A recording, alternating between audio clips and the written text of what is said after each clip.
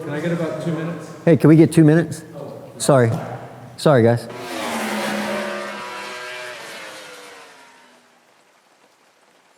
You good on sound?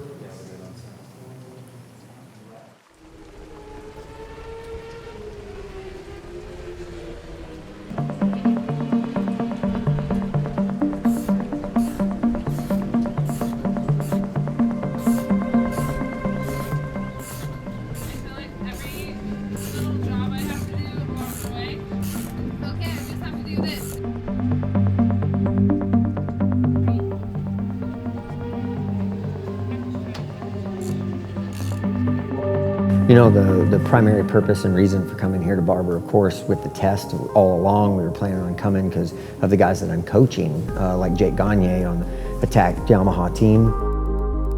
And so there was always a plan to come here, and then serendipitously it worked out that we would get to test our 600 that we were going to be riding in the Daytona 200. So we decided we would dedicate a day to running it in and making sure that everything was good.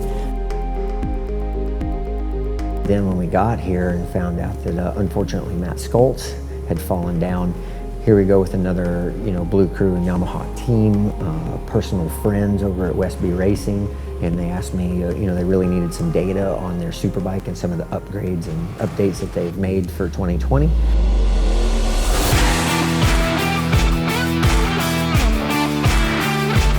asked me if I could step in and play some Matty and get some laps on a superbike, which was a lot of fun because it's been a little while since I've ridden a proper superbike like that. So to be able to jump in there and help out pretty seamlessly was fantastic.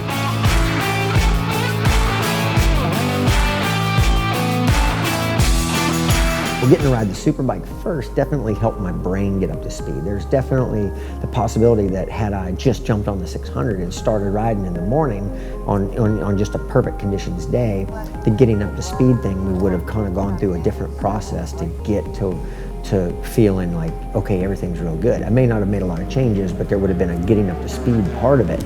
But riding the superbike first, even in the dodgy weather conditions, to run in some information for those guys, helped my brain get up to speed. And so when I jumped on it, I was able to just get there pretty quickly and be real happy with things and feel like I had room to grow and continue to do better without risking too much, I think it was a little frantic for Melissa for me to have so many jobs, and we ended up only doing a handful of laps, but it was amazing. Like that 600, man, it just makes sense to me. I have so much fun riding it, and I jumped on it and got up to speed so quickly and immediately felt at home.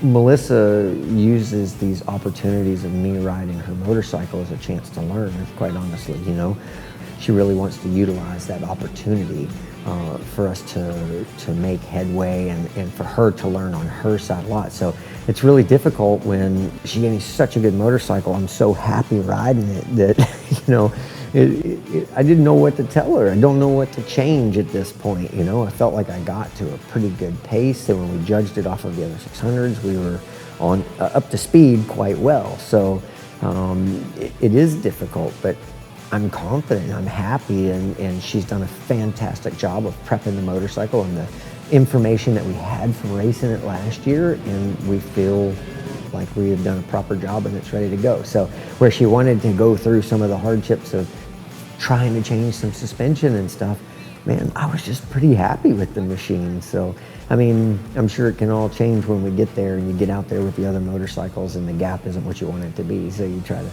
find some more time, but she did such a fantastic job, and it was really difficult because it was a lot of limited testing, and we thought we would get to ride considerably more, but it got compressed into a small time frame. I feel really, really strong going into Daytona with the new engine that we got built by Hudson Cycles and Curtis Tom. We're excited to get out there and hopefully show what we can do in this year's Daytona 200.